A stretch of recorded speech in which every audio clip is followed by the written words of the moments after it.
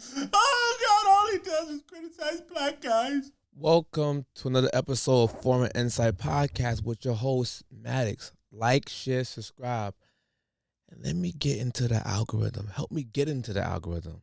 Please. I'm trying to grow and give you some good content, man. Listen, man.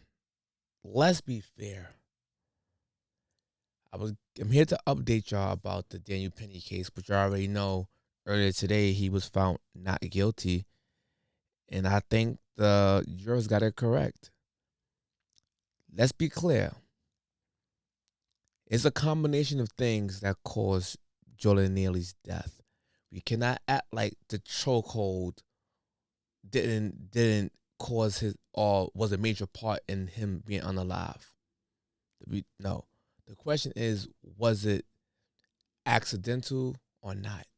Right? Obviously, it wasn't a race issue. Obviously, it wasn't premeditated issue. Right? He's acting to basically defend people from getting hurt. Right?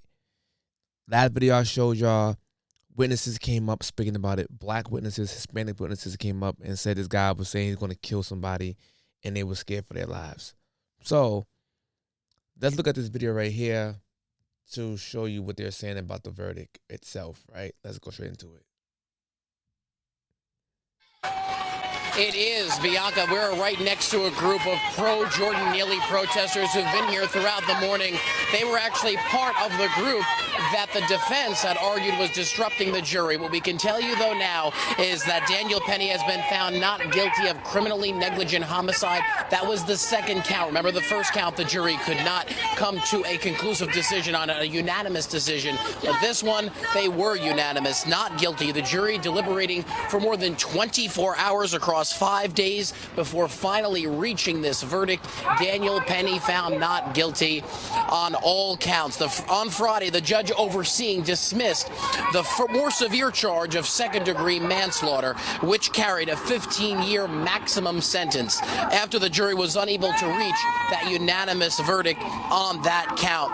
Now, a jury of 12 New Yorkers been locked down in that courtroom, like we said, for 5 days. It was 24 hours of deliberations trying to get to that first count. Once the judge dismissed that first count, they went to the second count, and that's when they finally got this decision where he was found not guilty of criminally negligent homicide. And that was shortly after they started deliberating this morning. They came in just after 10 a.m. this morning.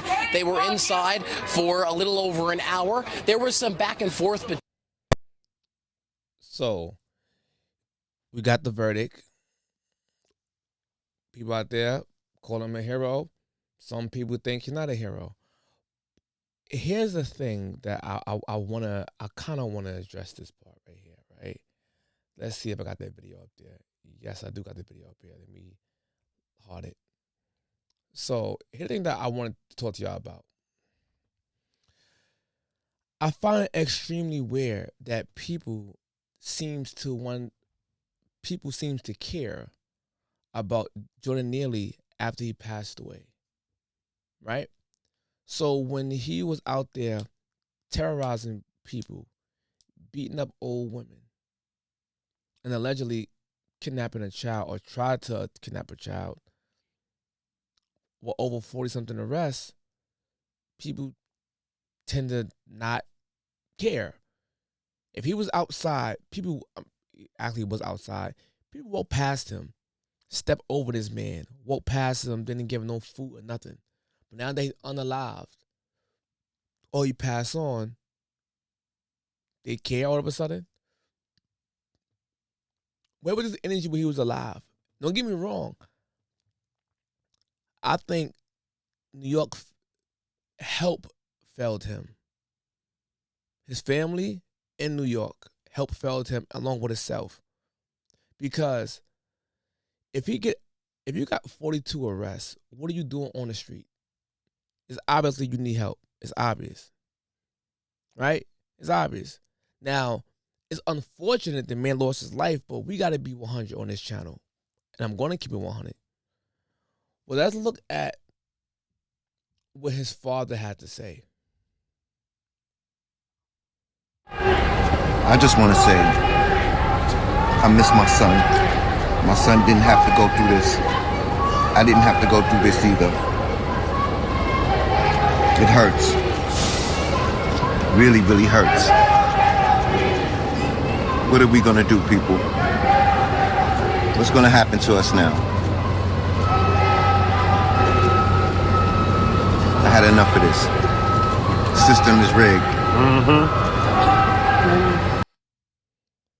Now, to the father, my condolences to you, brother. I'm not here to like shit on you, nothing like that. That's not what I'm here for. It must be hard losing a child, a son, right? So I actually do still feel empathy for this father and sympathy for the father. I can't imagine losing a child, and I don't have a child, but I can't imagine, right? So the question I have for the people out there, maybe they was trying to give him help and he probably was being rebellious to the help.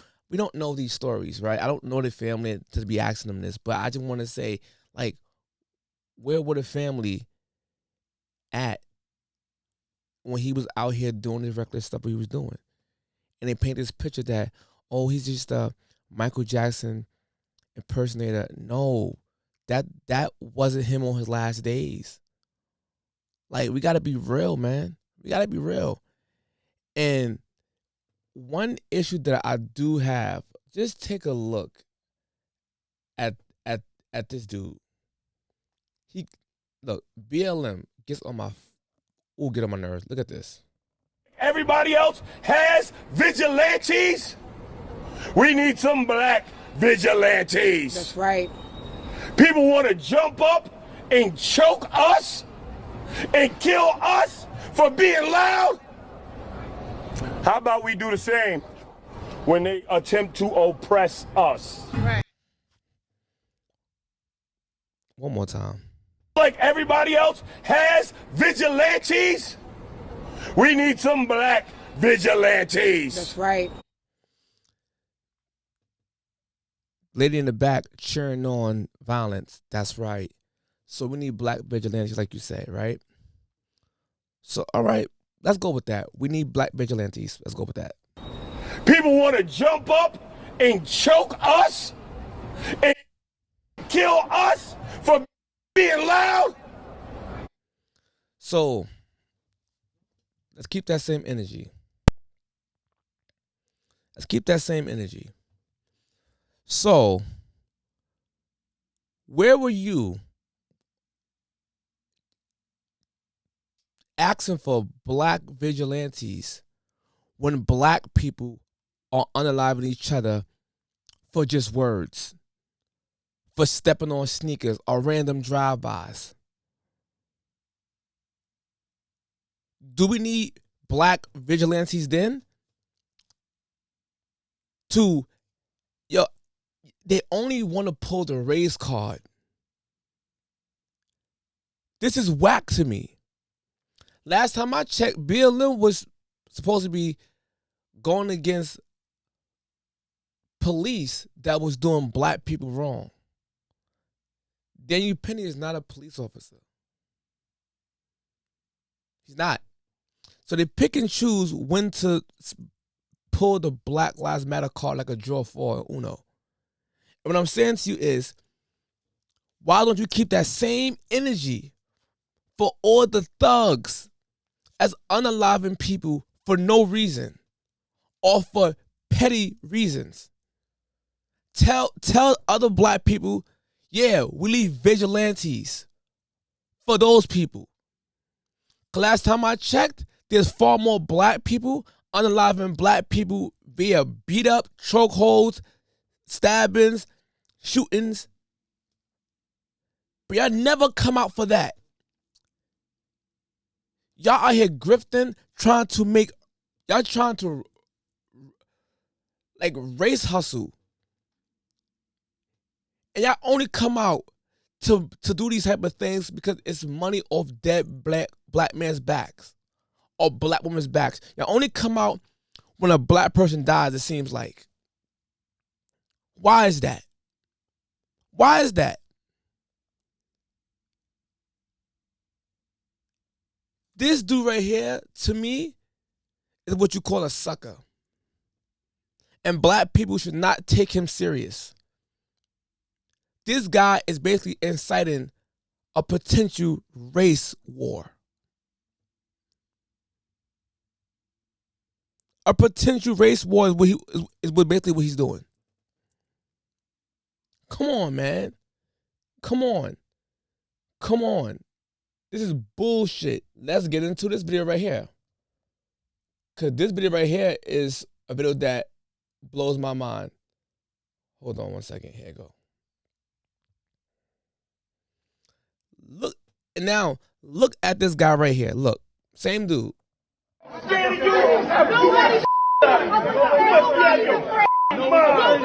You see how I'm all up on you? You a vagina. One more time. I'm scared of you.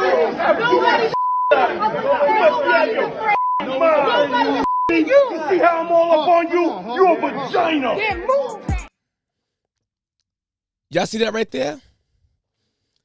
He's provoking the cop. Calling the cop a vagina. And the black woman in the back putting a battery in his back, literally gassing him up. And if that cop was to pull out his weapon and unalive him, which would have been wrong, now what? Now what? You're provoking the cop. You're antagonizing the officer in his face, calling him a vagina. You know what? That's extremely, to me, pussy. And I'm going to keep it real with you. And I'm going to tell you why it's pussy. You going on that man's face knowing he ain't going to do nothing. Because you're so-called defending a black man who was unalived, right? So how come you don't be in the thugs' faces that unalive black men on a daily basis? How about you go to their face and call them a vagina? You won't do that because you know why? Because you're pussy. It's just punk behavior. You don't fool me with this.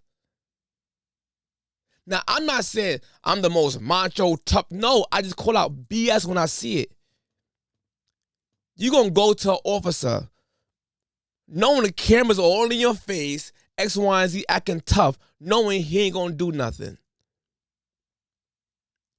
So you get people emotionally riled up to donate to something you got going on. Yo, people like, yo, I can't stand these Negroes. I can't stand it. Yo, this is crazy to me. Everybody cares about Jordan Neely now that he's gone. Yes, I agree the man should be here, but listen, let's be honest. You play stupid games, you win stupid prizes, man. Everybody, leave out the fact that the man was schizophrenic, which is a mental illness which can be dangerous to normal people. Not only that, he's on K2 and other drugs, which is going to make him more aggressive and more violent. So everybody on the train who are giving you direct witnesses statements on video, Hispanic, black man, black woman, white man, white woman, all called him a hero. But everybody that wasn't on the train said they're ignorant. Don't know what they're talking about. No, you're the ignorant one. You wasn't even on the train. And mind you, there's a video of Daniel Penny. I'm going to play at the end of my video. It's a video of Daniel Penny speaking about what he did. Like, I didn't really choke him that hard, X, Y, and Z. He didn't even know that Jordan Neely had passed away because when he left, Neely was still breathing. He didn't even know. But let's be honest. Absolutely, the chokehold had something to do with a direct issue with him being unalive. But we can't act like it was reckless. You can say, yo, it was accidental. But it wasn't, basically he tried to stop him from harming people on the train. So let's go with this let's go with this, y'all. For all the black people out there and white people out there who feels that this was wrong, X, Y, and Z. Fine, your opinion is your opinion. But what if that was your grandmother on the train? And a dude goes, throw his jacket on her and say, I'm gonna unalive your grandmother. And somebody goes and protect your grandmother. But in the midst of protecting your grandmother, he accidentally unalived this person. Would you call him a hero, or would you say he should go to jail because let him attack my grandmother? Like, I'm confused. These are the same people, right, y'all? If a woman go out there and say, Jeffrey, he called me a B, U-N-I-T-Y, who you calling a bitch, right? They will call other men to go do their dirty work for them. Men will go out there and protect this woman's honor. Hurt the guy or unalive the guy. And the women would say, he's protecting a black woman. What? What? You called a guy from across town to come press a guy in your hood, and y'all say that justified because it's literally protecting a black woman. No, that's actually premeditated because you left the scene, or you could have left the scene and you call somebody out from a different location to this location with the intent to hurt him. What are we talking about? People saying, oh, he had to die over words. No, it was threats. Threats can also be considered self-defense. If somebody say, I'm about to unalive you and bluff, and you pull out and you hit him, if you have the right to bear arms, you hit him, that's also self-defense. Y'all know this, right? I'm not an expert, but I know that part. I'm just saying. And especially when they didn't charge, even in the video, the Hispanic guy who was holding Neely arms down while he was trying to fight also aided in the death of Jordan Neely also. And everyone is saying, oh, he's innocent. Immunity. Don't get me wrong. I do agree that man shouldn't have been charged neither. I agree and put that out there. But I'm just saying, if Daniel Penny is charged, he should be charged too. And they didn't charge him because what? He was Hispanic and he wasn't white. Let's call it what it is, man. Let's just call it what it is. With that being said, man, I just want to give you that update, man. My condolences to Jordan Neely family still. Like, I understand it. It's a hard time for y'all. It's hard. But let's be honest. This man outside threatening people and sick. No one knows on the train if he got a weapon or what he got on him. Because if you live in New York, we know there's a bunch of people out here who are mentally ill, throwing fire on people, throwing shit on people, stabbing people with needles and knives on the train. This literally happens on the train. I came in a close encounter like that on the train when a homeless man see me and started ducking me and said, yo, some reason he thought he had beef with me. The dude said, I'm going to shoot you, and digged in his pants like he had a gun. And for a second, I had to, like, what? And he started putting out gun fingers. And I'm like, yo, he bugging out. Because had we been in Atlanta or Georgia somewhere and I had the right to carry, I think I would have shot him. But anywho, man, with that being said, y'all be safe, man. The next time, well, the episode ends, but tune in next episode when I show y'all how to dissect a pig. Good night, y'all. He hates black people. Oh, God, all he does is criticize black guys. And I kind of came like this. Okay. Did you apply pressure, Daniel? No, I wasn't. I just wanted to keep him from getting to people. Some guy came in, he's like, whipped his jacket off, and he's like, gonna kill everybody. I can go to prison forever. I don't care. I don't do this. At that point, I looked to the person next to me like, hey, just hang on to this phone for me. I had my headphones in and took it off and just kind of like grabbed him from behind because he came in just to because he was acting like a lunatic, like a crazy person. Because it looks like a sleeper hold to me, right, something yeah. similar. I'm not trying to kill the guy. Right. I'm just trying to de-escalate the situation. I wasn't trying to injure him. Right. I'm just trying to keep him from hurting anybody else.